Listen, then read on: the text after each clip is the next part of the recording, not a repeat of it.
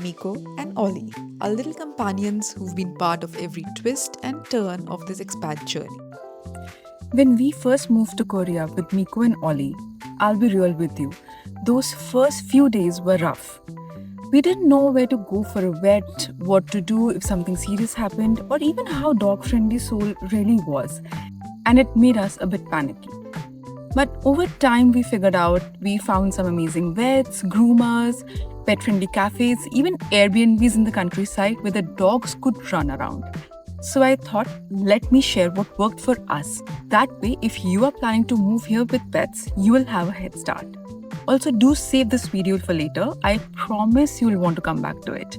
And if you like this kind of expat with dogs kind of content, hit subscribe so you don't miss out the future videos.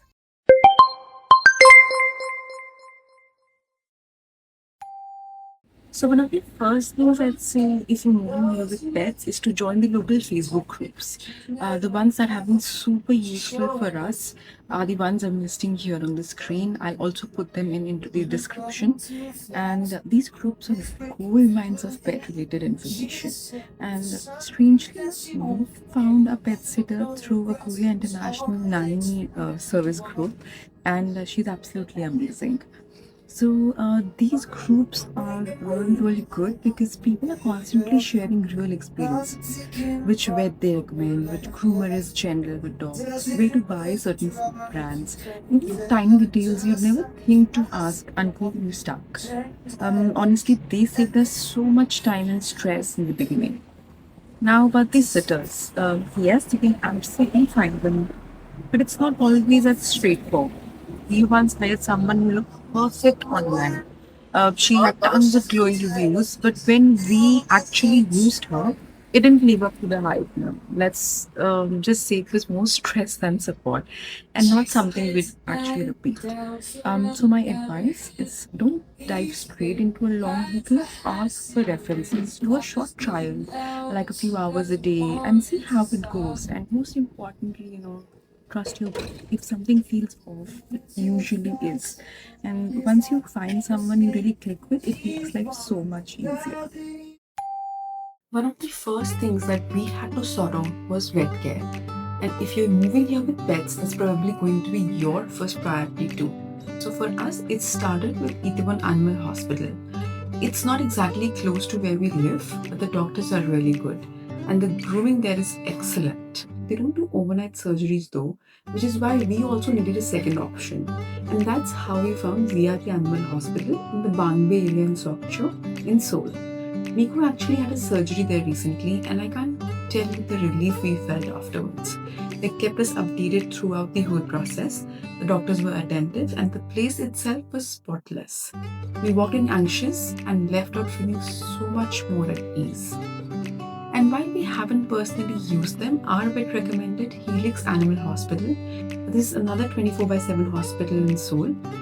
And the other one is Seoul National University. It's for advanced cases. SNU comes very highly recommended, but the waiting times can be long, so it depends on your pet's situation.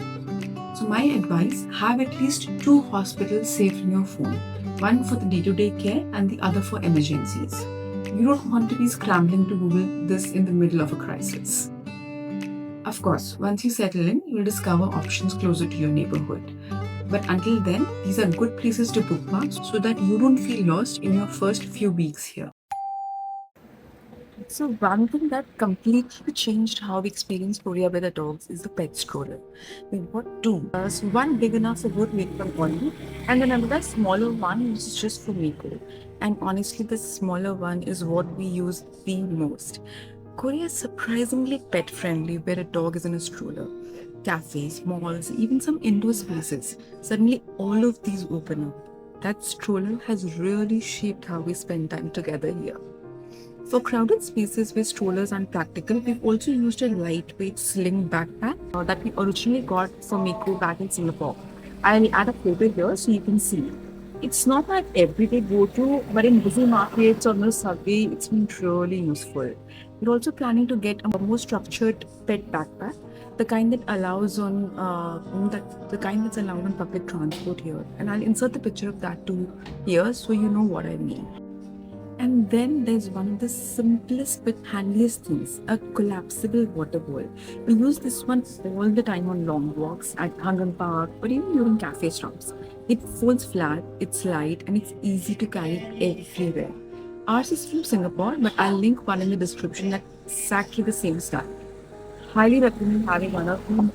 It just makes life on the go with dogs so much easier.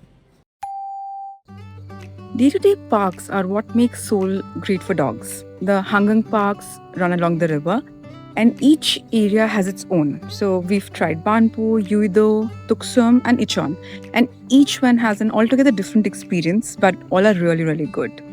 Other great options in the city are Namsan Park, Seoul Forest, and even Yongsan Family Park.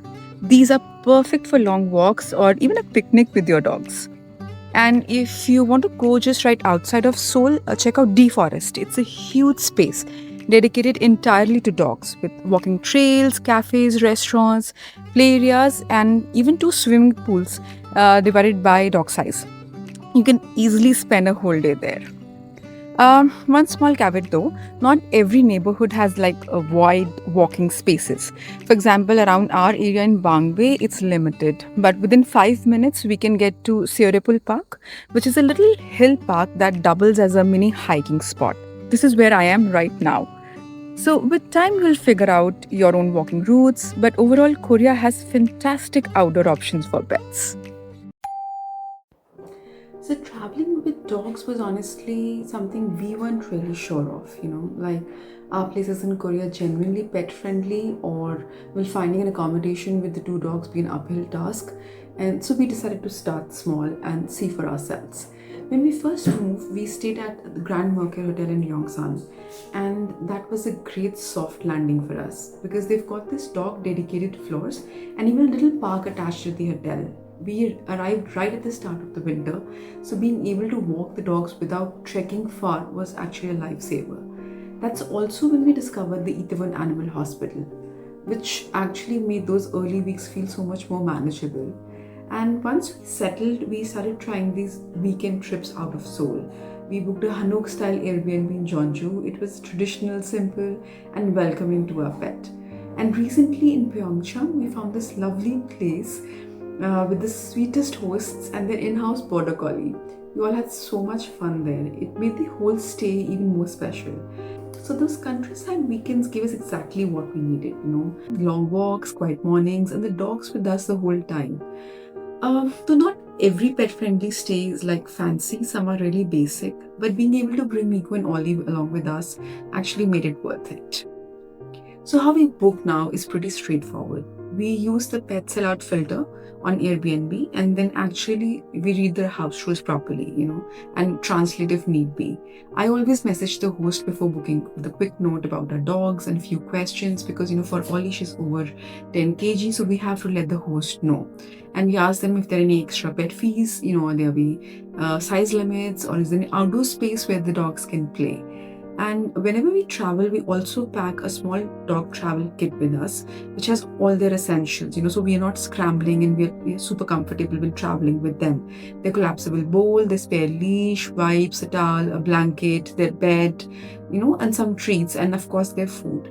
Everything is like sorted, and so that we are not stressed when we're traveling with them. So that's been our experience living in Korea with dogs. It wasn't easy in the beginning. We were honestly quite worried. But now we found vets we trust, places to go to with the dogs, even ways to travel with them. So if you are moving here with pets, I hope this helps you skip some of the stress we went through. So save this video for later, and if you've got tips of your own, especially if you found some hidden pet-friendly spots, drop them in the comments. And don't forget to subscribe for more expat stories from Korea, with and without the dogs.